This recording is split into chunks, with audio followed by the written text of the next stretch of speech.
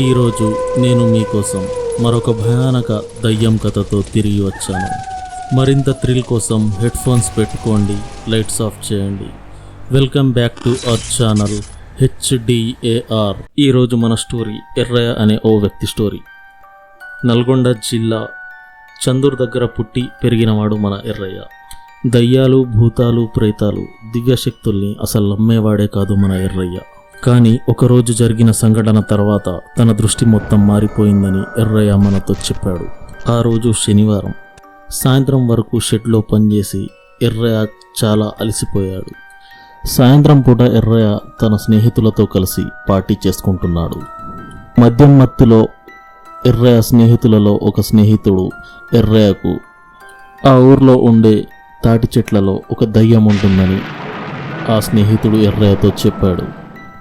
ఎర్రయ్య నవ్వుతూ, ఈ కాలంలో దయ్యాలు భూతాలేంట్రా, ఈ కాలంలో కూడా దయ్యాలు భూతాలు ఉన్నాయని మీరు నమ్ముతున్నారా అంటూ ఎర్రయ్య నవ్వాడు.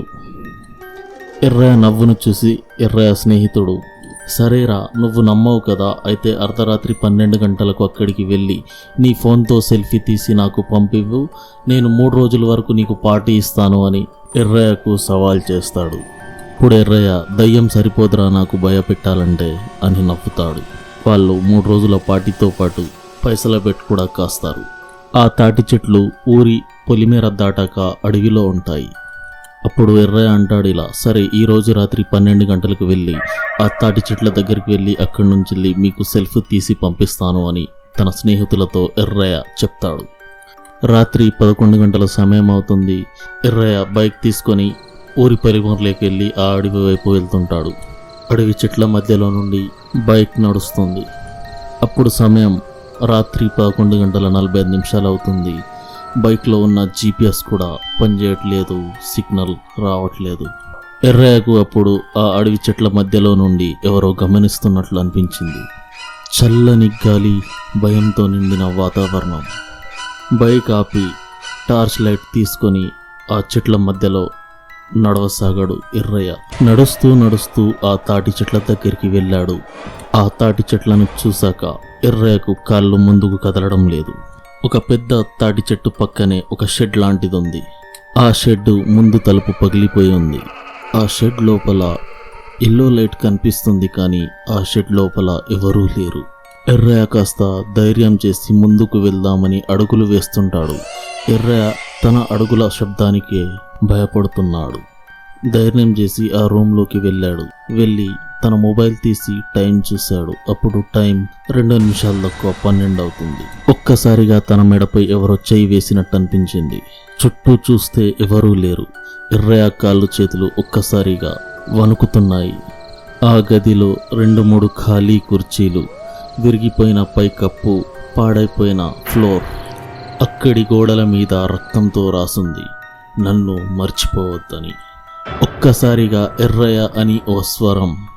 ఎర్రయ్య వెనక్కి తిరిగి చూశాడు, కానీ అక్కడ ఎవరూ లేరు. కానీ ముందు గోడపై ఎర్రయ్య నీడతో పాటు ఇంకో నీడ కనిపిస్తుంది ఎర్రయ్యకు. ఆ గోడలోంచి ఆ నీడ ఒక్కసారిగా బయటికి వచ్చి ఎర్రయ్యను ఓ మూలకు తోసేస్తుంది. చూస్తూ చూస్తూ ఆ గదిలో ఓ స్త్రీ ఆకారం ఎర్రయ్య ముందుకు వస్తుంది. ఎర్రయ్య ఒక్కసారిగా స్పృహ కోల్పోతాడు. ఆదివారం తెల్లారుజామున ఇటువైపు వెళ్తున్న రైతులు ఎర్రయ్యను చూస్తారు. ఎర్రయ్య ఆ తాటి చెట్టు కింద పడిపోయి ఉంటాడు. ఎర్రయ్యకు నడవడం రావడం లేదు.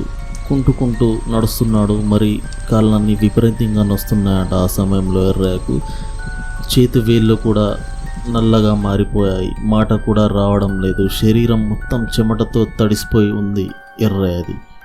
ఎలాగోలా ఎర్రయ్యను ఇంటికి తీసుకెళ్లారు వాళ్ళు.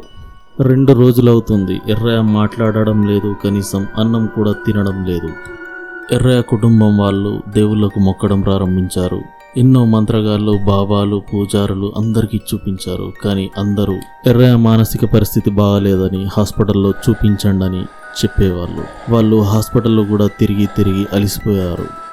నెల 15 రోజుల తర్వాత వాళ్లకు ఓ తాంత్రికుని గురించి తెలిసింది. వాళ్ళు తనను తీసుకుని అక్కడికి వెళ్ళారు. వాళ్ళు ఎప్పుడైతే ఆ తాంత్రికుని దగ్గరికి వెళ్ళారో ఆ తాంత్రికుణ్ణి చూసి ఎర్రయ్య లోపల ఉన్న ఆ ఆత్మ ఒకేసారి బీభత్సంగా అరుస్తూ కేకలు వేస్తోంది. ఆ ఆత్మ ఆ తాంత్రికునితో అంటుంది ఇలా, నేను వీన్ని వదిలిపెట్టను, వీన్ని నాతో పాటే తీసుకెళ్తా అని ఆ ఆత్మ ఆ తాంత్రికునితో చెప్తుంది. చాలాసేపు మంత్రాలు చదివిన తర్వాత ఆ ఆత్మ కాస్త చల్లబడి తాంత్రికునితో ఒక ఒప్పందం చేసుకుంటోంది. ఆ ఆత్మ తాంత్రికునితో ఓ నల్ల కోడి పుంజు, ఒక బాటిల్ కళ్ళు, ఇంకా అన్నం ఇలాంటి కొన్ని ఐటమ్స్ తీసుకొని ఆ షెడ్ దగ్గరికి తీసుకెళ్ళి పెట్టేసి రమ్మని ఆ ఆత్మ ఆ తాంత్రికుని చెప్తుంది. సరే అని ఆ తాంత్రికుడు ఆ ఒప్పందాన్ని ఒప్పుకుంటాడు. ఆ తాంత్రికుడు చెప్పినట్టు వాళ్ళ ఇంట్లో వాళ్ళు ఆ పనిని చేసి పెడతారు. ఆ తర్వాత మన ఎర్రయ్య బాడీ నుండి ఆ ఆత్మ వెళ్ళిపోతుంది. ఆ రోజు నుండి మన ఎర్రయ్య భూతాలు, ప్రేతాలు, దేవుడున్నాడంటే దయ్యం కూడా ఉందని ఆ రోజు నుండి మన ఎర్రయ్య నమ్ముతున్నాడు. ఆ రోజు ఆ సెల్ఫీ కోసం వెళ్ళి ఇంత పెద్ద మూర్ఖపు పని చేశానని ఎర్రయ్య మనతో తన స్టోరీని షేర్ చేయడం జరిగింది. ఓకే ఫ్రెండ్స్, ఈ కథ ఇక్కడతో ముగుస్తుంది. ఈ కథ మీకు ఎలా అనిపించిందో కామెంట్స్లో తెలియజేయండి. ఒకవేళ మీ జీవితంలో కూడా ఏమైనా హర్రర్ సంఘటనలు ఉంటే స్క్రీన్పై ప్లే అవుతున్న జీమెయిల్కు మీరు మెసేజ్ చేస్తే అది నా వాయిస్లో నరేట్ చేసి మన ఛానల్లో పెడతాను. Thank you for all.